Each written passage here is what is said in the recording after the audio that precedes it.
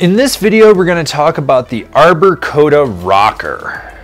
That's right, the rocker version of the Arbor Coda, which is Arbor's all-mountain freestyle board.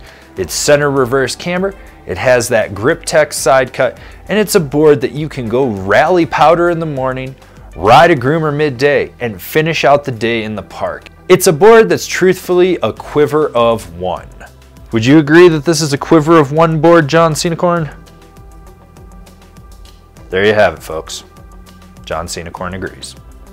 This board features Arbor's rocker system, which is a center reverse camber with added contact points. So what you get is grip tech, 2 contact points right under the insert pack, so you can steer the board right underfoot instead of steering it like you would a traditional board out at the contact points by the tip and the tail.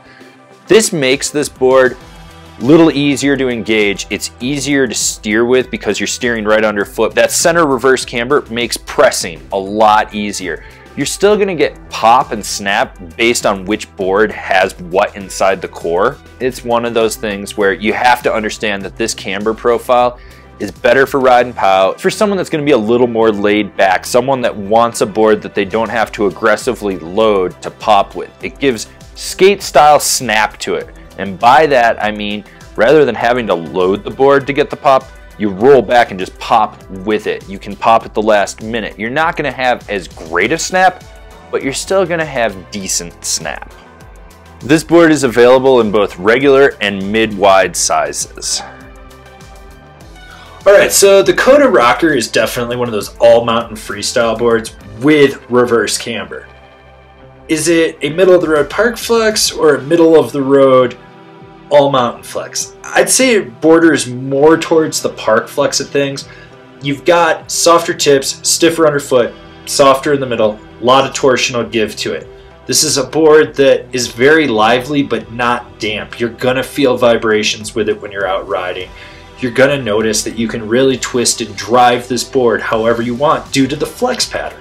So with the reverse camber in this board, you get a skate style pop. You don't have to load it, you just sort of snap back and it does what you need it to do. With that said, it's got ample enough snap to it to ride around the whole mountain, hit side hits, take it in the park and hit small, medium, or large jumps.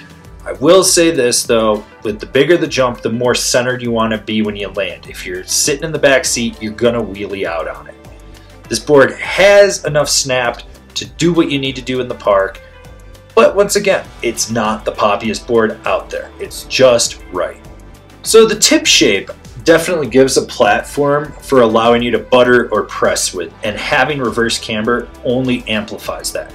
This is a board that you can easily press or butter with. You just lean back, you lean forward, you're in the nose, you're in the tail. It doesn't matter. The flex pattern isn't so domineering that it fights you, but you will get a little bit of snap out of it.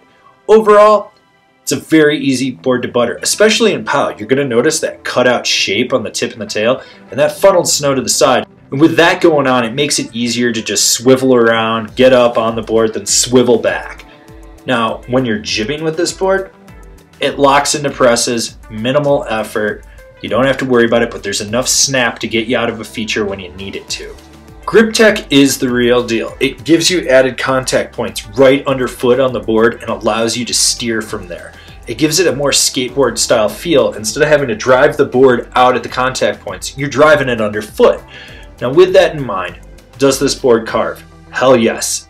It's a board that's designed to transition from side to side with very minimal ease, but you don't have to worry about it. Short, tight, quick setup turns, no problem. Mellow, long, drawn-out carves, no problem.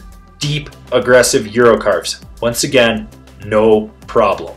This board is really designed for that quiver of one all-mountain freestyle rider with more emphasis on the freestyle side of things. You can go out, you can butter, you can carve, you can slash pow with it. There's something to be said about the fact that I've owned 2 of these boards over the years as my quiver of one type of deck. I got a lot of mileage on them, I know what they can do. So if you're looking for a quiver of one, definitely check out the Coda rocker. It's fun, it's playful, and it's not so domineering that you have to bring your A game, but when you do, it will hold up. It's time to break down what boards stack up against the Arbor Coda rocker. The LibTech Terrain Wrecker, the Burton Custom Flying V, the Rosenal Templar, the Rome Marshall, the Marhar Regent, and the Capita Indoor Survival. Alright, so you want to know what the female equivalent of this snowboard is? For the Coda Rocker, the ladies' equivalent is the Swoon Rocker.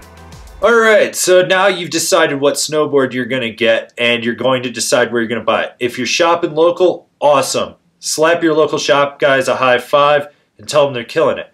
But for those of you that are buying online, why don't you shop from one of the links we have down below? That way you support us and you get a deal on your snowboard.